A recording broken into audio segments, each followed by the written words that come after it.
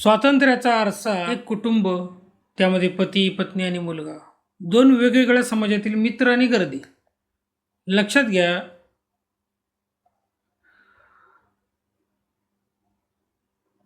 एक गाणं होतं, म्हणजे स्वातंत्र्य म्हणजे स्वैराचार नव्हे, सन्मान म्हणजे अहंकार नव्हे, दुसऱ्याचा द्वेष हा आपला रास, बदलूया आता आपला ध्यास. ठीक आहे. नमस्कार. आज आपण स्वातंत्र्याच्या गप्पा मारतोय, पण स्वातंत्र्य म्हणजे नेमकं फक्त स्वतःचं पोट भरणं की दुसऱ्याच्या ताटातील भाकरी न हिसकावणं? चला पाहूया आपल्याच घरात काय घडतं त्याबद्दल. घरातील पिंजरा.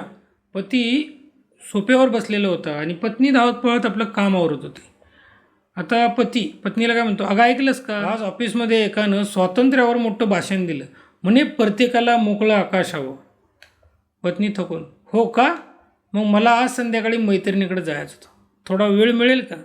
पती चिडून, वेडी आहेस का, घरात किती काम आहेत, तुला काय कमी पडतं?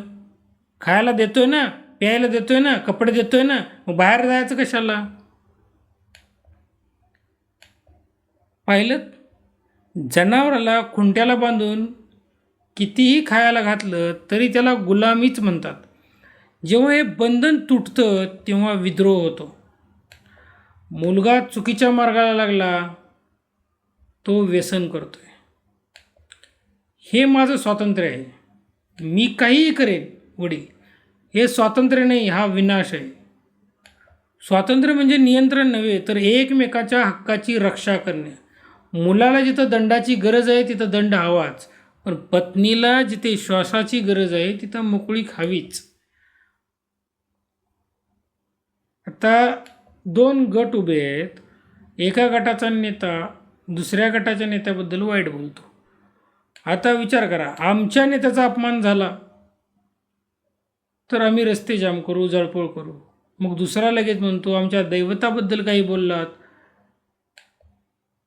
तेव्हा तुम्हाला आनंद झाला ना, मग मग आता का वाईट वाटते? जरा थोडं थांबून विचार करा. जेव्हा आपल्या देवतेचा अपमान होतो तेव्हा आपण मारायला उठतो, पण दुसऱ्याच्या श्रद्धेवर आपण चिखलफेक करतो तेव्हा आपल्याला हा तो विनोद का बरं वाटतो? तेव्हा तुम्हाला दुसऱ्याच्या स्वातंत्र्याची चिंता नाही का होत? हे बघा, एक व्यक्ती सोशल मीडियावरती आक्षेपार्ह पोस्ट टाकतो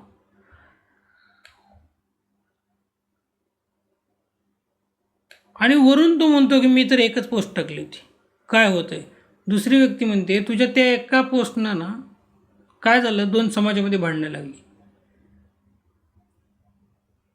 एक लक्षात घ्या, समाजातला राक्षस जागा होऊ नये असं वाटत असेल तर दुसऱ्याच्या अस्मितेचा सन्मान करायला शिका.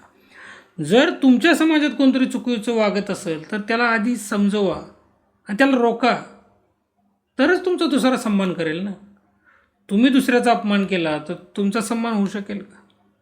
स्वातंत्र्य हे दुधारी तलवार आहे हो. जर आपण आपली मर्यादा ओळखली तर आपण दुसऱ्याचं स्वातंत्र्य हिरावून घेतो का? आणि लक्षात ठेवा, ज्याचं स्वातंत्र्य तुम्ही हिरावून घेता तो म्हातारपणी किंवा संधी मिळताच तुमचा तिरस्कार करायला मागे पुढे पाहत नाही. लक्षात घ्या. दुसऱ्या जातीचा द्वेष करण्यापूर्वी आपल्या मनातल्या द्वेषाला जाळा. सन्मान हवा असेल तर सन्मान द्यायला शिका. माझं स्वातंत्र्य तिथंच सुरक्षित आहे जिथं तुमचं स्वातंत्र्य अबाधित आहे.